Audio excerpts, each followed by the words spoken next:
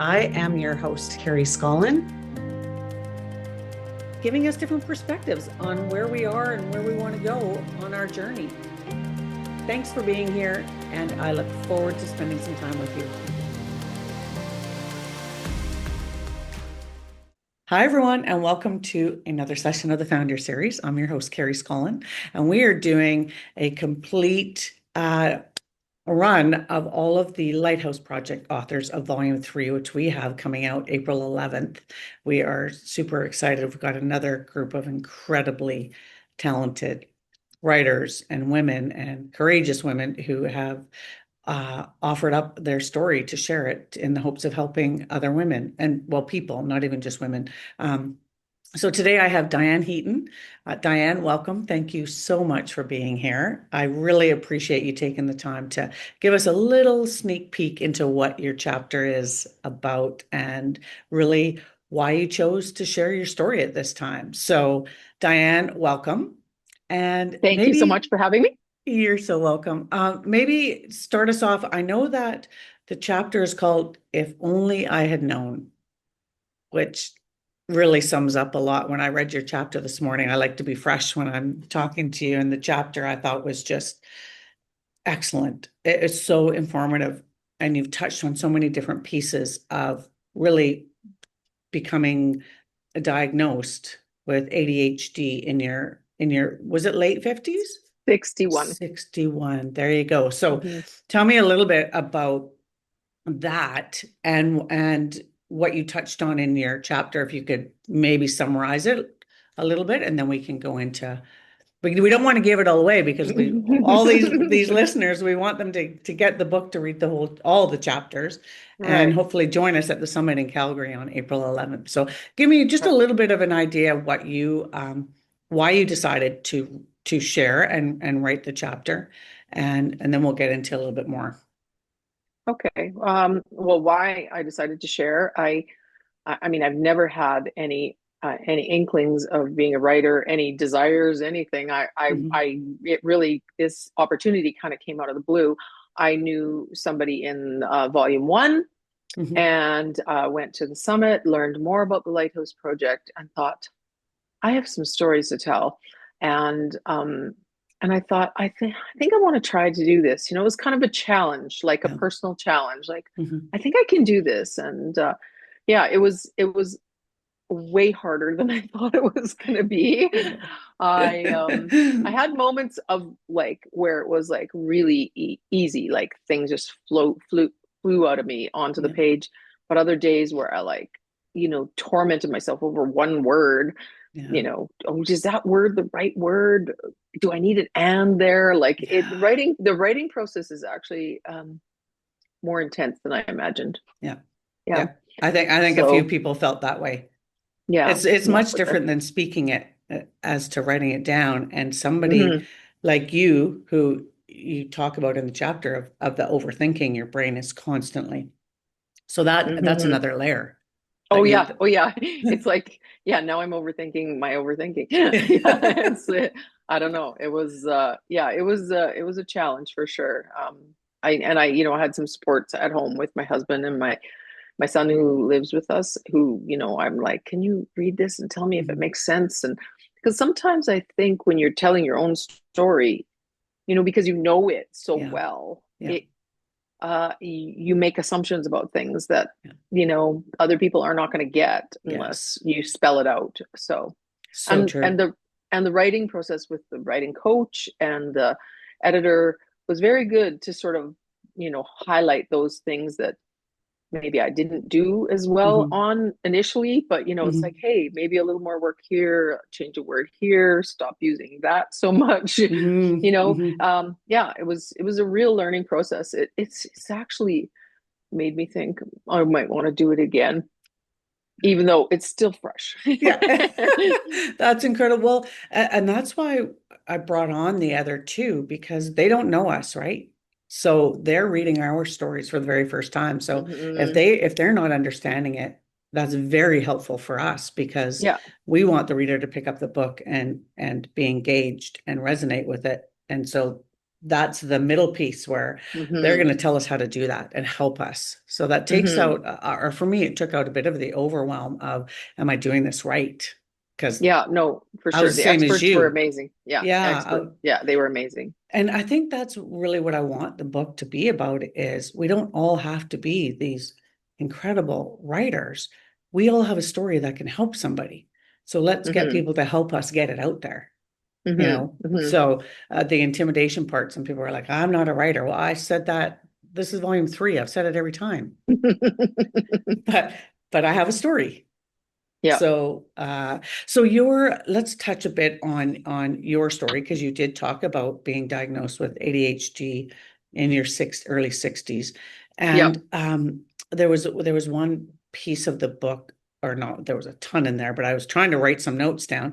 And one of it I want to highlight because it's really that we can have two things happening at the same time. So you talked about you had so many moments of feeling inadequate and inferior and different, but at the same time, you were still able to feel smart and confident. Like they really seem to interact. Hmm. And so you would have had like, or it sounds like, sorry, I shouldn't say you should have, but it was like almost like a battle going on of your thoughts. So there was a piece of you that knew you were smart, you were confident, you had a brilliant brain. And then there was the other part that just kind of muffled Hmm. it. Yeah, I mean, my understanding of ADHD was very rudimentary, as most people's are, I believe. Hmm. I really thought it was like little boys who just ran around in circles, Yes. and so I never ever even looked at it till late in my life. Hmm. But then when I look back now, I can see what you're talking about, the battle of Yeah.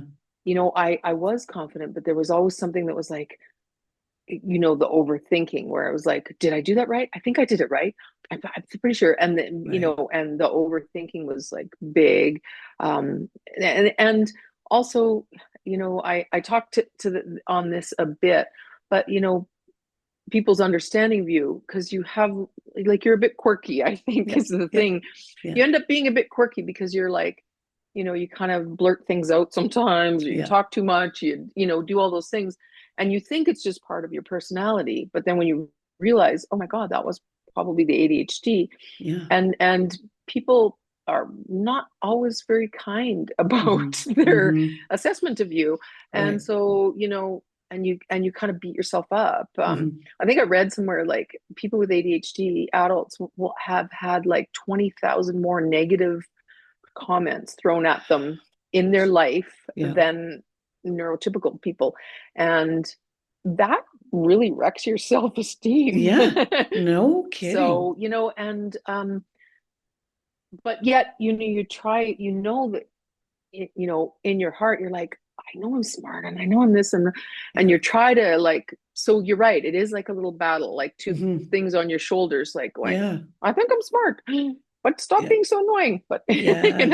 yeah, Yeah. it's That, it's been a total eye opener to mhm.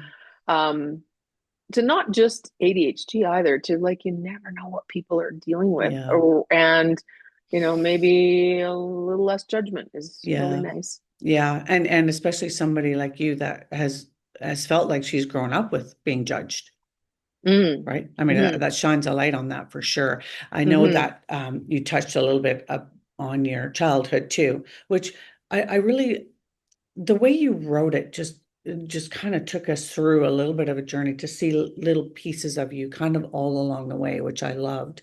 You talk about, we usually try to find something to blame, right? When we're looking and we're not feeling a Hmm. certain way. It's like, why? What's happening? Who can I blame? And that's, it sounded like you went back to a traumatic childhood, really, of Mm. growing up Yeah, in that life. Um, and so it's easy to just kind of put it on that, right? Like, oh, that it helps us make sense of why we are the way we are when we can look back. exactly.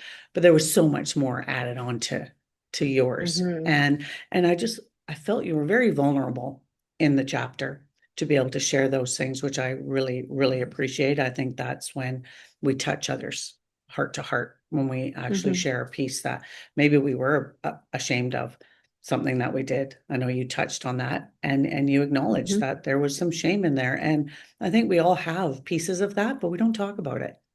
No. And by talking about it, brings it out into the open, and it gives other people permission to do the same thing. Just acknowledge it, and then you can work through it. But if it keeps hidden and buried, and you talked about all, so you touched on those things. Then you also talked about that you really had to learn how to mask.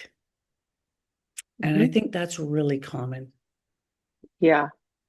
Yeah, for sure. I mean, masking is a big part of ADHD. It's like, just be normal, just be normal, just try to, and I think I use social things as a testing ground. I was always like, I was very social. I've become actually less social, which is weird. But I now understand that sometimes that was like hugely stressful for me, like those situations and just trying to be normal. And I'm like, it was, and I talk about this in the story too, about like things that help you cope, alcohol and other things that just that is. And people with ADHD often have substance abuse problems or addiction. They have addictive personalities. And I look at, some of my choices over my life, like, oh boy, that was, oh boy. Yeah. But, you think you're doing okay. And you are, but it's just hard without the light, the shining light that tells you this is what it is. Yes. And now I mean, maybe I do it too much now, because now I'm like, everything is like, oh, that's my ADHD, that's my and I kind of, it's not like I'm, forgiving my bad behavior, right, because I don't think that's useful. But like things like, I don't like bright lights, and I don't like, so then I'll just like, can we turn that light on? Can we turn, and the people around me, my kids and my husband, they get me now. I mean, they always got me. They really get me now. And they understand you more. I think that's, and they understand. The compassion from them is just, has been great. And also the compassion from myself, self-compassion, and going, oh my God, like, no wonder you had so much trouble with this, that, I was like, wore my perfectionism with a, badge of honor. Like, I was a perfectionist, and this was, but that was partly my ADHD, just trying not to, do anything wrong. I always wore my multitasking abilities on my, like, oh, look at how good I'm multitasking. My husband said something funny the other day. He goes, I don't think you were choosing multitasking. I think multitasking was choosing you. Okay, that's a great way of putting that. Because I was distracted. Yeah. But I thought I was just doing a bunch of things, Yeah. And well, and I mean, I learned a lot from your chapter about your interpretation of ADHD, because there's probably so many. I mean, there's so much information out there. So I did learn a lot from your chapter alone and your experience, which I thought was fantastically laid out for us. And you talk in there about, there's a lot of control, because sometimes you feel out of control when you have so many thoughts going on, and conflicting thoughts and overthinking, and you like it's just bombarding you. And so the need to control was massive for you, and the people pleasing, because if you just keep everybody happy, no one sees what's going on. No one's gonna look at me if everything's good. Yes. So that alone, the stress in your body just from that, it's just I imagine it was very draining, very exhausting. It was, and I didn't even realize. I just thought I actually thought everybody had, like, brains that just sort of went all the time. And I'd say to my husband sometimes, what do you think about? And he goes, nothing. And I'm like, oh, how can you think about nothing? Like, I think about 85 things at a time. So it's just like the realization that not everybody's brain is like, jumping all over the place and can't slow down. And yeah, so I just a lot. And when you talk about um, the control thing, Hmm. like I grew up in an alcoholic Right, household as a child, and adult children of alcoholics are very controlling. So I right. always just thought, oh, it's because of where how I was raised, Hmm. Hmm. um, and there's probably an and. It's not one or the Right, other. It's right. it's an and and that's what I have to sometimes realize too, is that it's Yeah, not everything isn't always the ADHD, right? It's not right. always that, but it does explain a lot of things. Yeah. And our brain is always looking to understand Hmm. why. Like, why is this Hmm. happening? Why am I doing this? So when you've got a brain that's overworking, that's what it seems like to me. It's like Hmm. it's just constantly in work mode, on mode. And like Hmm. you talked about just not having the ability to be able to relax, like to ask for your husband to say he has no thoughts, like that would be a dream come true, to sit there and not have any thoughts. Like Yeah. I've had moments of that where I'm like, Yeah. oh, all I'm thinking about is what I'm I'm not just, thinking about. yeah, I'm just kind of relaxed, Yeah, right? yeah, We go on a beach vacation, for instance, and he sits and reads his book on the beach chair, and I pace around and I sit for like 30 seconds and I pace around some more. yeah, And it's like, and he goes, just relax. And I'm like, yeah. I can't. yeah, Yeah, I can't. yeah. It's pathological. And so even that, like raising a family like that, and if I know that even in my marriage, there's thankfully we can both do that, so the other person doesn't feel like they should be doing something, right? Hmm. And obviously your husband was the same way, or you got to that point where you can just go do and be busy, and he can just sit and read a book without feeling Exactly. that guilt of one should be doing what the other's doing. And Hmm. again, there's that constant, what should I be doing? Like, and when you can't sit still and just Hmm. relax, you got to figure out what to do with that.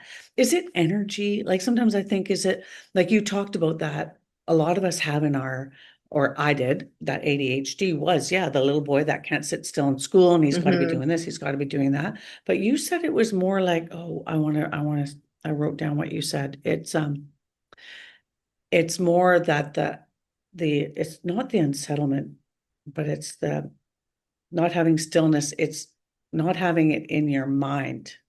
You may have it Right. in your body, but in your Yeah. mind, that's where it's Yeah. kind of, so that's why it goes so unnoticed in a lot of, I would And say that's women, I don't know, but you no, no, touched on that. Yeah. absolutely. I did touch on that, and that is an important point, is that ADHD in women and girls is very underdiagnosed. And Yeah. it women and girls were not even included in research until like Yeah. the early 2000s, Yeah.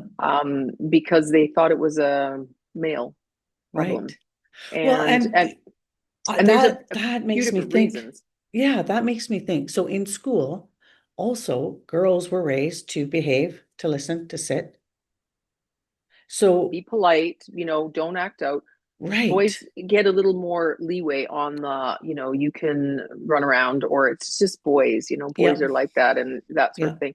So I do talk about that. I talk about the reason that it's underdiagnosed in women and girls, partly the behavioral expectations of women and girls, Yeah. partly hormones, because Yeah. hormones wreak havoc with ADHD when they collide. And I think that's what happened to me in my late 50s. Mm, They collided, and then it was like, menopause yeah. and all that. And I had some postpartum issues as well. So those, plus Hmm. the idea that the hyperactivity is actually up here. It's Yeah. not something visual that people can see. Yes.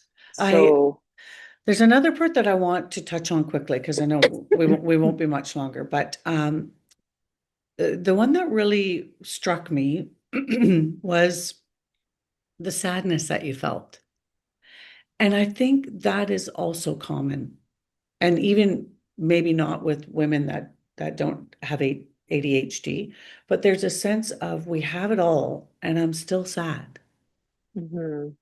And And I get that. Like I understood that part when I read that in your book, I was like, I really resonated with that because I had a lot of guilt for years with being at home, having it all, and not feeling happy. I was Yeah. sad and I couldn't figure out why. And I felt a lot of guilt and shame around that because I had no reason and maybe I just wasn't grateful enough. And maybe like we're searching, right? Like why am Mm-hmm. I feeling like this? So I Mm-hmm. love that you put that in the book because that's not something that I would have related to ADHD. So Mm-hmm. you just kind of you threw some things out there for the listeners, the readers to just think about and that Mm-hmm. it's okay to admit that. Like I didn't want to admit it because I was ashamed of it. Like I have no Well, right yeah. to say To that. I've feel, got yeah, everything. I have this great life, and yeah. Yeah. And when you talk about gratefulness, people would Hmm. say, well, just start a gratefulness journey, Yeah. or if you're feeling sad, if you're doing, Yeah. and it wasn't that I wasn't grateful. I Yeah. was grateful. Hmm. It was deeper than that. Yeah. And I It think was, that's what I yeah. found too. Is like I am grateful. Like what? Hmm. No, that's not the answer. That's not my Hmm. answer. Because I know I'm grateful. But it Yeah. was something underneath, like you said, it was deeper than that. Hmm. Yeah, And exactly. oh man, Hmm. I now I will end with this.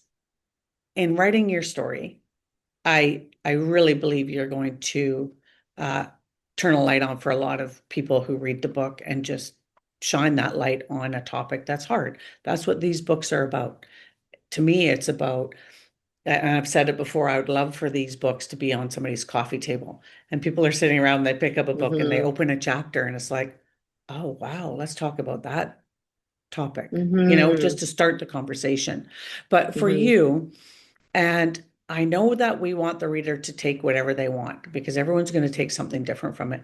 But what was your intention? What was the point that you wanted to make sure you got across in your chapter in the hopes that people take away? Hmm. That's a good question. I think, what I've learned a lot, and I think I touched on this at the beginning, is just like self-acceptance, like Mm, not being so hard on myself. hmm. But I guess what I would want others to take away is don't be so hard on other people. And Yes. it's all about judgment, because you don't know what people are dealing with. Yeah. You don't know what is going on in their life. And, Yeah. and, sometimes we're quick to judge, and Yeah. ourselves, we judge ourselves like, I'm so bad. And you use these phrases that, you know maybe we're our own worst enemies that Yeah. way, like we Yeah. judge ourselves harsh, but we also judge other people. And I Yeah. think, just having more compassion Mm, for people that maybe don't always behave how you think they should. yeah. I Hmm. that's a perfect summary because we just don't know what anybody else is going through. Hmm. No. And and I do hope that is what happens when people read the books. Yeah. Just a little Yeah. bit more compassion. We have no idea what's happening now or previous or Yeah. just what they're dealing with. So Yeah.